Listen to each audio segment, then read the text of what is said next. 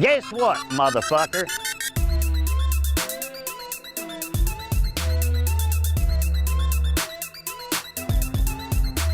I've had some kinky sex.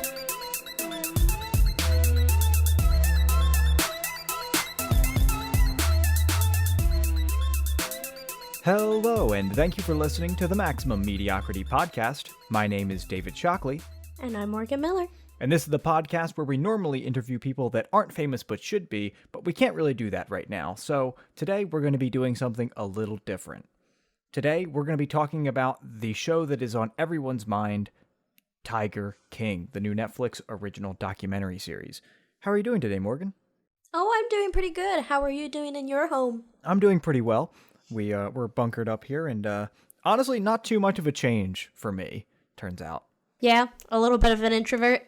I realized that I just like canceling plans so much that now it's like, oh, this is what I would normally be doing. When this is all over, I don't think I'm ever going to cancel plans again. I find myself missing the feeling of missing out. Yes, yeah, exactly. You're like, man, I wish I could cancel on some shit, but can't even do that. I really started to get focused in on my photography, honestly, David. Is that right? Even though you haven't really been, have you been going outside a lot to do it, or is it like indoor photography? I took a few photographs last week, but mostly watching a lot of videos about how to take better pictures. Oh, that's good. But yesterday, mostly, I just copied and pasted hashtags into a Google Doc so I can just copy and paste them instead of sitting there for 20 minutes thinking of hashtags. I actually looked up the best hashtags for what I was looking to tag. The hashtag game is very important. A lot of people skimp on that. Twitter is really great for hashtags, even though Instagram is the one we think of. If you're not on Twitter, I'd recommend that. And the cool thing about Twitter I noticed with hashtags is that you can search multiple hashtags at one time with Twitter. But with Instagram, you could only search one at a time. Oh, that is interesting. Little search engine knowledge for you. That is cool. But I think we should get down to the topic at hand here. Probably the only thing that is more contagious than the coronavirus, and that is the Tiger King. I have so much to say about this king. I don't really know what I expected, but it wasn't what I got. Do you feel the same about the Tiger King as you did on the first episode as you do now? A little bit. I definitely think that my feelings became more sophisticated as I learned more about him, but I walked in kind of like hating that I like this guy just because he's just going for it, and then by the end, I think I still had those feelings where I was like, God, I fucking hate that I still like him, even though he's a fucking monster. Everyone's a monster. But this is a monster that kills tigers. Yeah. I found myself at the end being ashamed that I cared for him, honestly. Yeah, right? Like, they set it up in a way that by the end you do... I think they intentionally set up that you end up feeling a little bad for him because he kind of got set up. But I think that if you actually want somebody killed, the last thing you should do is constantly tell everybody you've ever met that you want to kill this lady. I agree. I can't even understand where his mind was when he decided he was just going to tell everybody he knew that he wanted Carol Baskin dead. I mean, so do I, but I'm just telling the whole internet about it. Yeah, that means you can't actually do it now. Also, let's also not miss words. He sent her snakes. Like, he actually did that to torment her. That's beyond just saying stuff. He was at the point where he was making decisions. He was harassing her at this point. Yeah, and like, I think that's where I drew the line for my like of Joe Exotic was that and the way he treats his mother. I didn't like that at all. No. I don't like that he kept taking money from his mom. Oh, that part. I didn't enjoy that at all because then once it got to that point, I realized that he was giving, like, he was buying drugs with it, and he was spending all that money on his little boy toys to keep them around on like their drugs and like their toys. Yes. And I was like, oh, this mother's paying for all this. He's just manipulating his mom, who will give him money to the point where she just ran out. That was pretty rough to watch. And to watch that little woman cry on camera. Oh, He should be God. ashamed of himself. He really should. And this is the Maximum Mediocrity podcast, and I think that show was very much maximum, but I'm having trouble finding the mediocrity in anything because they were all such characters. I don't know. That his zoo was kind of mediocre. Yeah, okay, And I'll give you that. In that video that Carol Baskin's husband released, where they did the overview of each of the parks, during the show they kind of make Carol's park look kind of really dinky. And honestly, I thought that she was mistreating her animals until I saw that overview. And then they flew over Joe Exotic's park. It's minuscule in size in comparisons. I've had 2 boyfriends most of my life. I currently got legally married, thank God. It's finally legal in America. I wanted to ask you a few things because there's a few points in the documentary that I think are up for debate. Number 1 is Carol Baskin. Did she kill her husband, do you think? Oh, for sure. You think she totally did it? Yes, I actually watched a video with a body language expert, and he says in all of the videos of her being interviewed, she has like a tell. You know, when somebody's lying and their face does something interesting, or they twist their fingers around or whatever, they have a little tell. The expert said that she would press her lips any time that she was confronted with the rumors that her and her husband had been fighting very close to the time of his disappearance, like frowning almost. She was stopping herself from saying something, is what he's getting at. And there are other things like when they would ask her to tell about go over the past. He says that usually when people are thinking about the past, they look down when they're trying to recall memories. She looks the camera right in the eyes, never blinking. More like a story that you planned kind of deal. I wouldn't necessarily say that means she killed him. I could see her being asked about that constantly to the point where she just goes back to that script that she has in her mind now.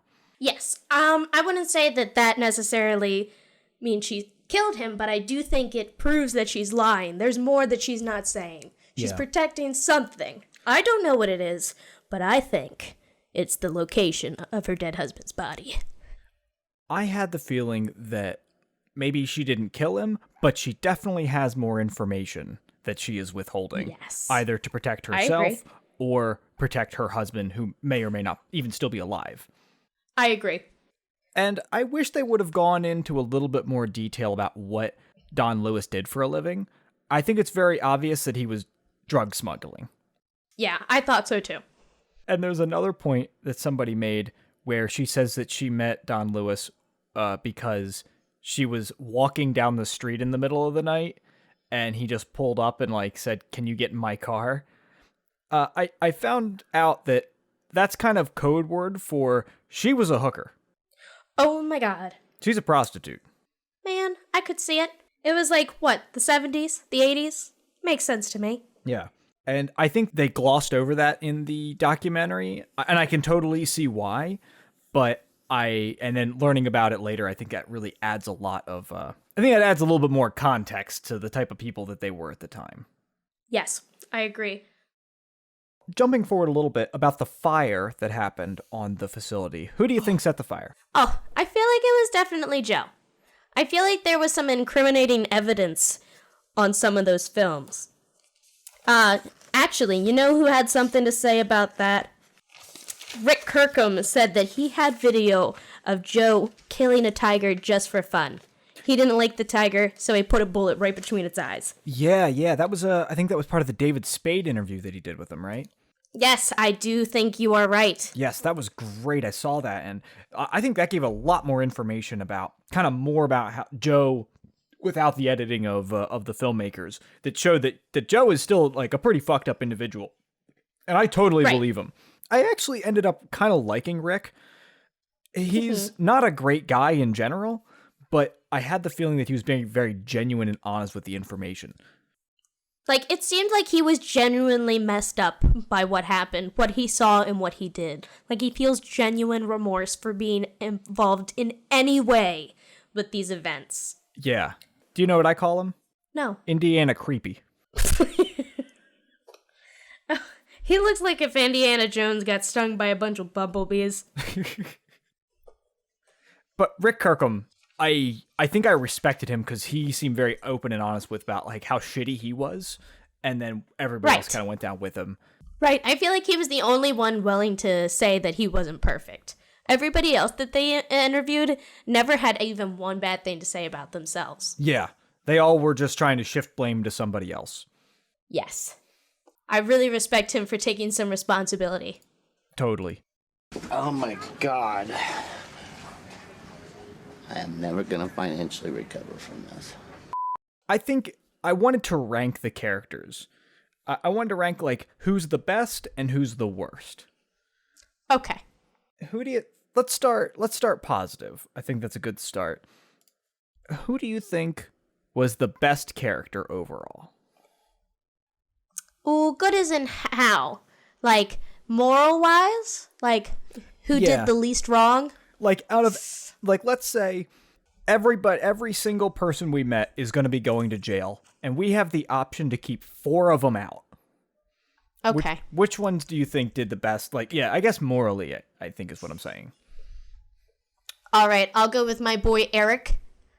And I definitely want to go with John Finley. I don't think he did anything wrong. I think that top of my list is Saf. Yeah, he didn't do anything wrong. Yeah, I really like Saf. He was really cool. And I think, honestly, he had the best intentions for everybody. He there's that little note right at the end where he says, you know, no animals benefited from this war. All these people say that they're animal advocates, but animals only got hurt in this. None of them were saved. Yeah. And it really, I think after the documentary, that was a great palate cleanser because you remembered, oh, wait, that's right. That's why I'm here. Tigers. Oh. It's like going to a amusement park and eating the pizza and going, wow, this is really good pizza. I really enjoyed it. And someone said, did you get on any roller coasters? And you go, oh, fuck. That's right. I forgot. But I think those are our best. Now, who do you think is the worst person out of everybody? If you were asking me, I definitely think... I'm asking you. I think, I'm going to say Doc. I agree with you. He's really fucking creepy, man. He was really weird. He's like Joe, but just like a little bit more cunning and way less drug use. He's like a fat Geralt from The Witcher. I'm sure that's exactly how he sees himself. Yeah, he was most unnerving. I'm also going to refer to him as Kevin Antle. I refuse to acknowledge his degree. What is his degree, per se? It was some bullshit. It was like ancient Chinese medicine or something. Oh, get a fucking hold of yourself. Yeah. You are too fucking white for that to be your degree. Yeah. Yeah, so I'm not acknowledging that degree. So Kevin Antle. Also, it was really unnerving to me when he was talking to the filmmakers, and you could tell when he like switched on his like announcer voice. Yes, that's very cult leader-ish to me. Yeah, and I was like, ooh, he's really trying here. Like he has this presentation of who he thinks he is, and then when he's talking like normally, he sounds so fucking creepy and weird. I feel very attacked by what you just said. I represent that. No. You represent the announcer voice? Yes. When I'm on and when I'm off. But it's like when we're off, like we're kind of still us. It's just that when we're on, we're just kind of like extra versions of ourselves. Where when he's on, it's like he's a totally different person. You know what? I see what you mean. I thought, man, there should really be a law that does something to stop this guy. Right. He's using his influence to get these women with low self-esteem to do whatever he wants, and it's not groovy, man, but it's not illegal. Yeah. And that's fucked up. I did a little research on Kevin Antle, and he made a video in response to the documentary, and he was unsurprisingly not too fucking thrilled, and he said it was very salacious as well. I think it's the only time that him and Carol Baskin have agreed on something. He also hates Carol fucking Baskin. He fucking hates her. Oh, we never finished our list of the worst. So number 1, I think we can agree, is definitely Kevin Antle. Yes. Who do you think was worse, Joe Exotic or Carol Baskin? I mean, honestly, it's probably definitely Joe. But my heart tells me to say Carol fucking Baskin. Yeah, fuck Carol Baskin. I think they're very close. I think Joe is a little worse, and then Carol's like a close third. I just think Carol's a real piece of shit because of she's not doing anything to benefit like the community. I feel like this isn't about the community anymore. This isn't about big fucking cats. This is about her. Yeah, I was kind of on her side until the lawsuit started to happen, and it was clear that she was just going after Joe personally. She didn't want, keep in mind, she wanted his shit. She didn't want his tigers to get them away from him. She wanted his shit. She wanted to make him suffer. She wanted to ruin Joe. Yeah. Yeah. And for that, you know what? I think she's a little worse. Because it wasn't for the cats. It was hardly ever about the cats. Oh my god, and that video of her saying how to keep animals as pets. Woo! Fucking great. Yeah. I felt like a lot of this lawsuit was really hypocritical. Like, she's doing a lot of the same shit. She might not be killing these tigers, but she's doing some other, like, shady-ass shit, too. Yeah, I think she's just trying to change the laws so that she's, like, the only one doing it. Like, I definitely think that her facility now is so much better than Joe's. I'm not gonna say that it isn't. It's definitely a nonprofit, and using volunteers is not that bad. You know, I'll give her that. I mean, I've worked as a volunteer before for different projects, and if it's something that you like doing, you don't really need to get paid. I think that it was just an interesting parallel of how she is criticizing other people for doing kind of what she's doing, but she's just doing it above board. Yeah, I actually found out that people are only allowed to visit her facility one day out of the whole year. I was kind of going off of what her husband said in that little video. Yeah. I don't know. I almost feel bad for the current husband because, like, I mean... He didn't fucking ask for this shit. I mean... He just met some hooker on the street. He was kind of talking like his life depended on it. Knowing Carol Baskin, I think he is. Oh, David, speaking of current husbands, what about Joe Exotic's current husband? Oh, yeah. Dylan Passage. I have something to say about Dylan and all the young boys and girls that were in this show. This is called grooming. And I don't... Yes! I wish they would have brought that up more in the show. That by an older person kind of taking this young, impressionable person under their wing and then making them fall in love with you, like, that's not criminal, but it should be. And it's manipulation of that person. It's predatorial behavior. I think it should totally be illegal. It would just be incredibly difficult to prove. Because that person, like, usually kind of wants to be there because they've been brainwashed into wanting to be there. Exactly. And Joe and Antle both do it on varying degrees. And throughout actually, even Jeff Lowe does it.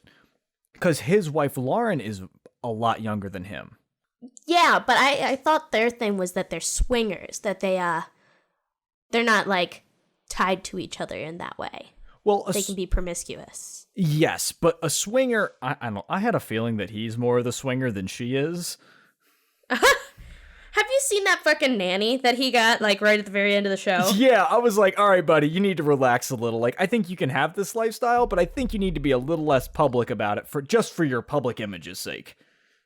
Oh my god. That woman either has the biggest self-confidence or absolutely none at all. Which one, Lauren? Yes, the wife. Yeah, the wife, Lauren. Yeah, and that's kind of what makes me think that it's a grooming thing, because, like, I don't know. I didn't like that. It made me feel sticky in a bad way. Have you looked at Jeff? He looks sticky. Yeah. The fact that he is still rocking... Let's just look at... I'm going to pull up a picture of this guy. I'm going to do it too. The face that they picked for him in this picture is him with his lips pressed. And it's fucking hilarious. This man doesn't have lips.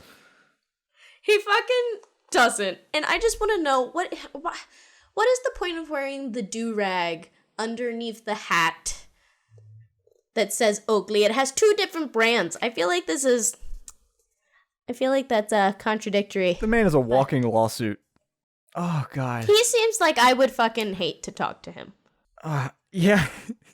Does he? I think he even has a bleached goatee, if I'm not mistaken. I hear he has a bleached asshole, actually.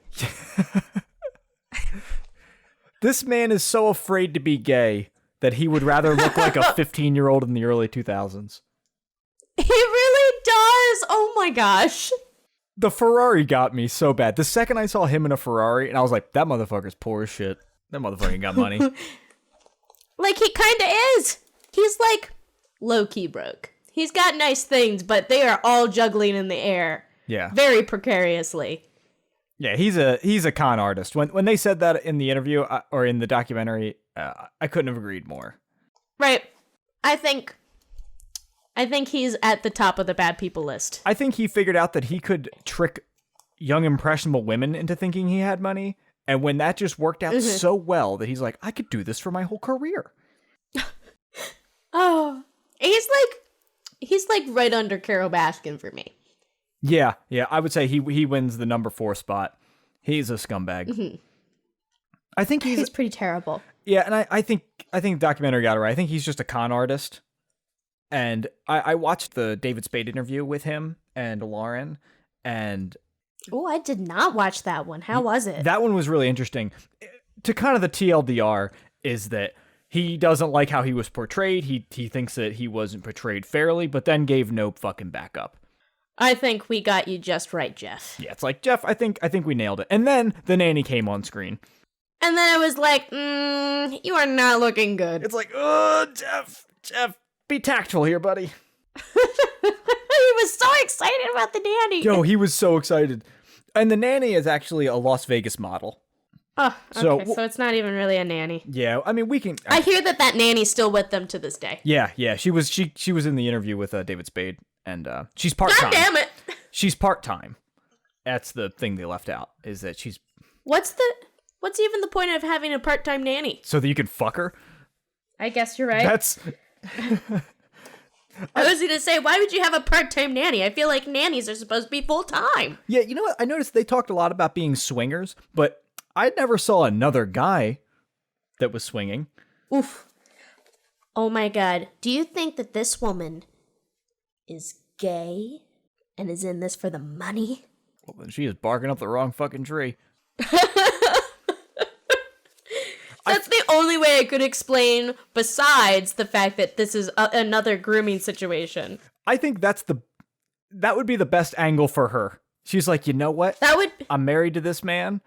I have his child. I should become a lesbian and just let him fuck other women. Well, it seems like I bet that she'd get to fuck other women. Yeah, and that's why she's like, and then they'll come over to me. So it's like, I still get to do it too. That's the best angle for her. I hope that that's how it's going and it's not the other thing. Yeah, me too. I'm doubtful, but I'm hopeful. So Morgan, after watching the documentary, did you feel that the story was sensationalized, or do you think it played it pretty accurately to the events? Because me and you, we both know how much editing can affect something. Do I think it was sensationalized? I think maybe a little. Like, I think that some of the things are true, but I think maybe a good portion of the show is like maybe dramatized to sell more to the Netflix crowd. I can see that. I had a feeling kind of similar, but I think that it was edited to tell a story, but I think all the events that they refer to were portrayed very accurately. I could see that. Mm-hmm. I say that because Indiana Creepy, he is the guy that has the most production experience out of everybody else. And he said everything was accurate, and if anything, that they downplayed it. Wow. And I kind of take his opinion very highly because of how much he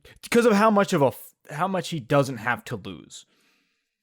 Right. And he was so honest about his involvement, honestly. Yes.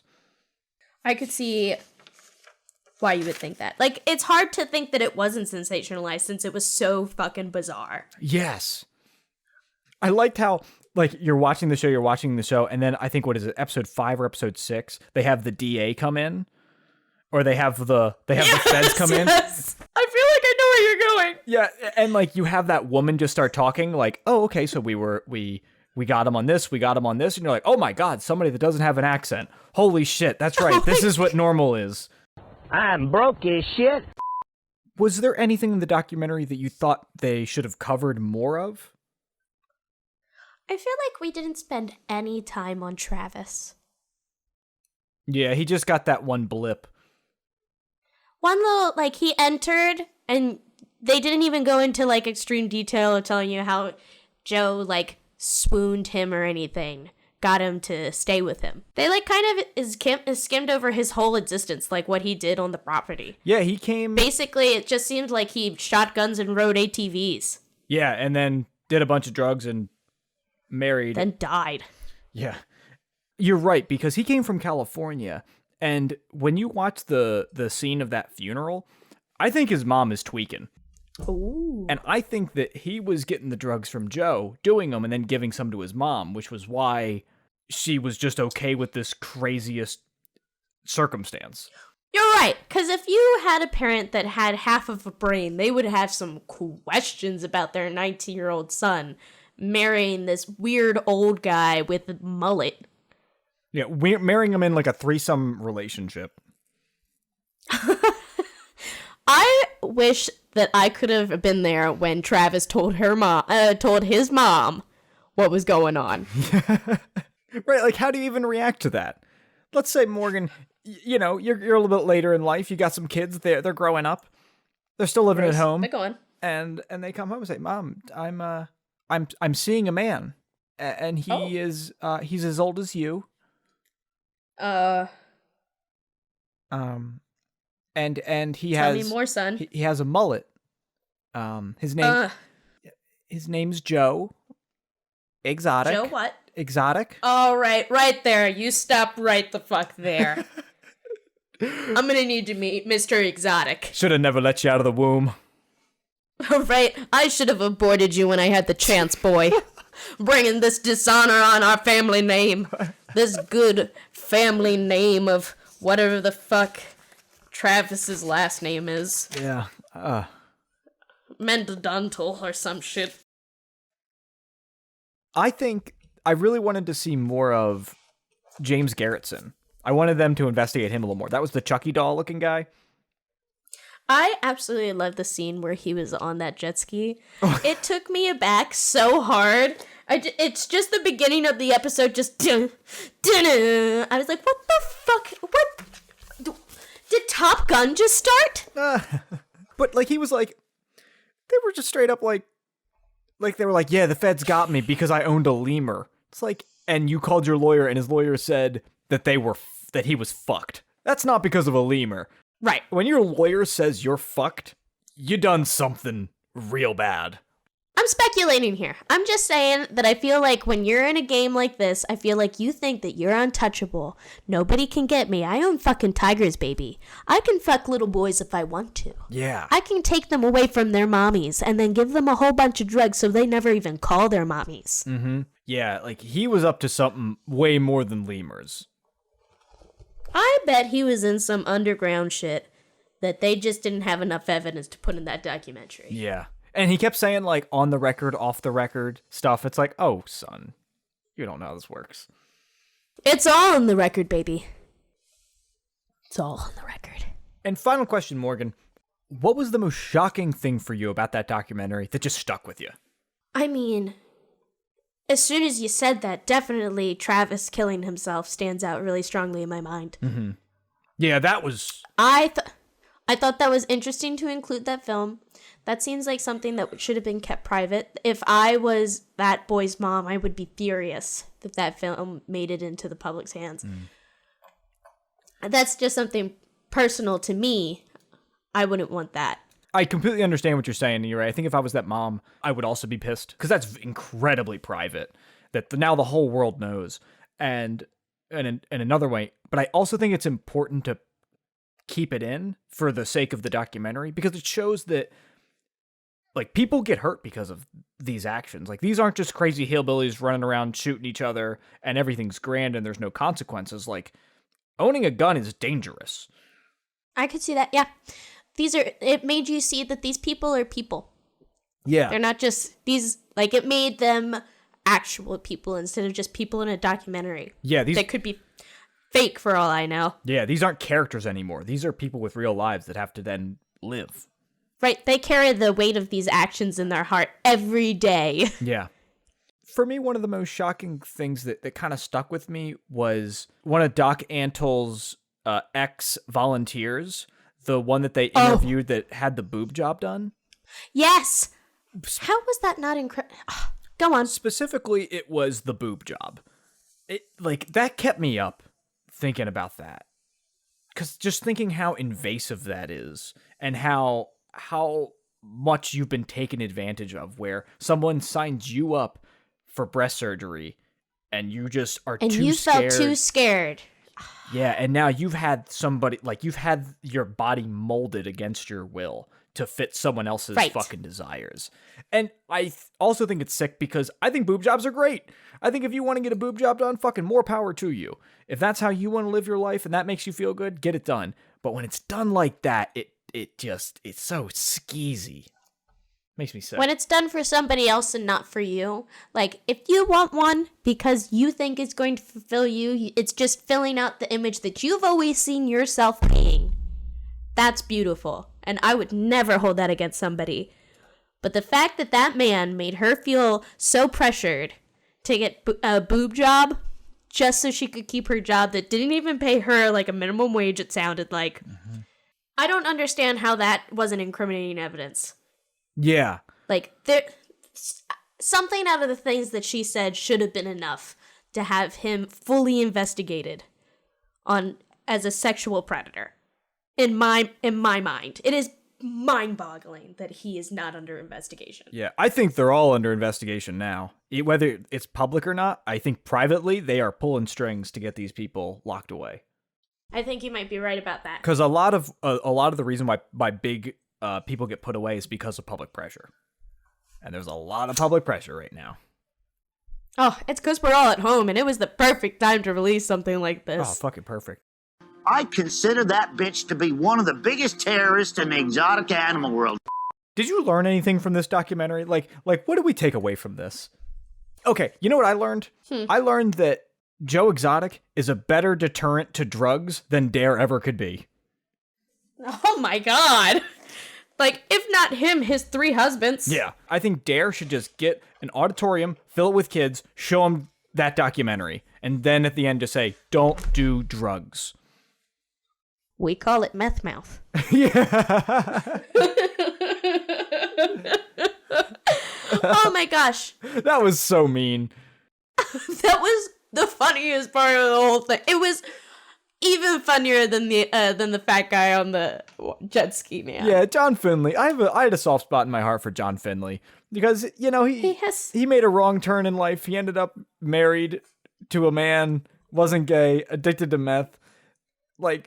Wasn't even gay. Wasn't even gay. I felt really bad for him. And then I really liked his follow-up. He's got some new teeth. He's got a fiance. He's got a kid. He's looking up. He's 6 years sober. 6 years. Oh, really? Oh, good for him. Yes. Shout out to John Finley. Keep going, guy. Right. You know what? I'm glad that he's doing well. He seems to be the only one that's doing, like, legitimately good that I've looked up. Yeah.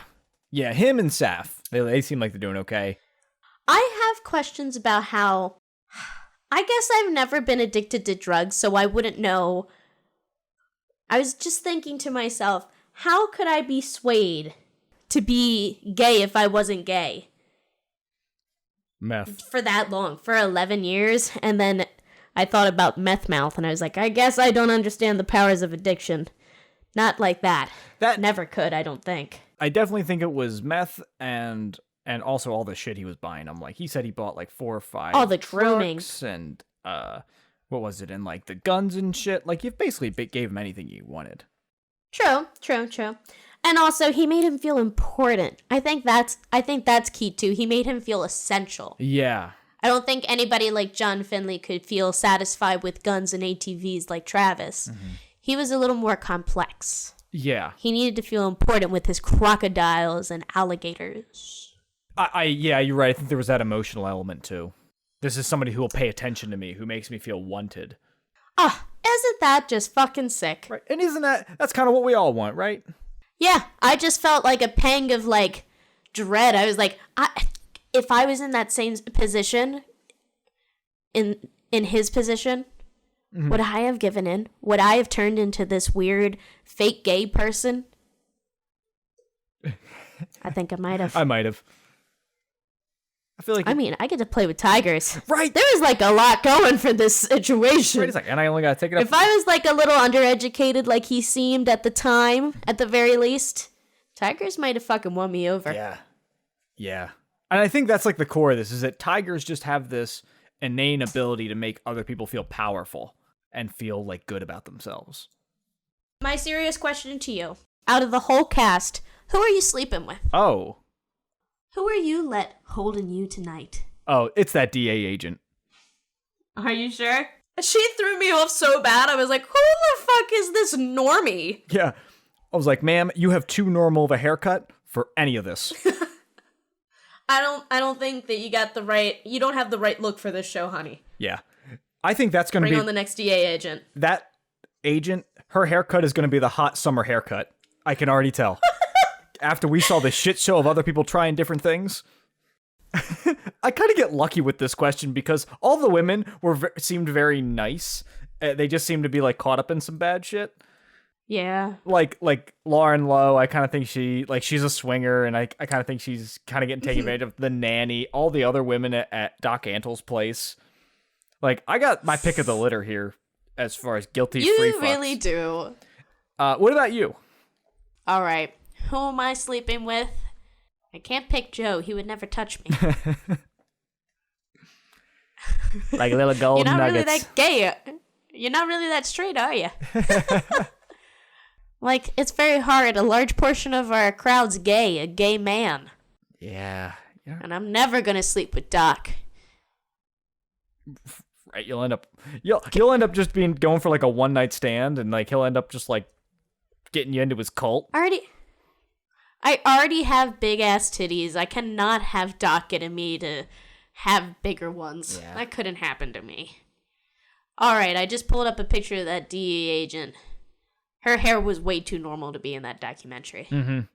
They should have like forced her to dye it purple or something. Something just to fit in. Man, I'll guess we'll go with the purest of hearts people. Either John Finley or Joshua Dial. Yeah, I could see you actually having a very loving relationship with Joshua. He seems like he's really nice. Yeah, I'm sure he just seems like he was in the wrong place at the wrong time and had to see it through. I'm like, maybe you can pick the filmmaker, Eric Good? Eric Good. Hold on, let me see. Oh, I mean, I wouldn't mind slipping into those goods if you would. Oh, shit. I'm just saying, look at that little smile. Well, Morgan, thank you very much for joining me for our first quarantine episode of the Max Mediocrity Podcast, and thank you for listening. Don't forget to wear a condom. I don't want to see any quarantine babies.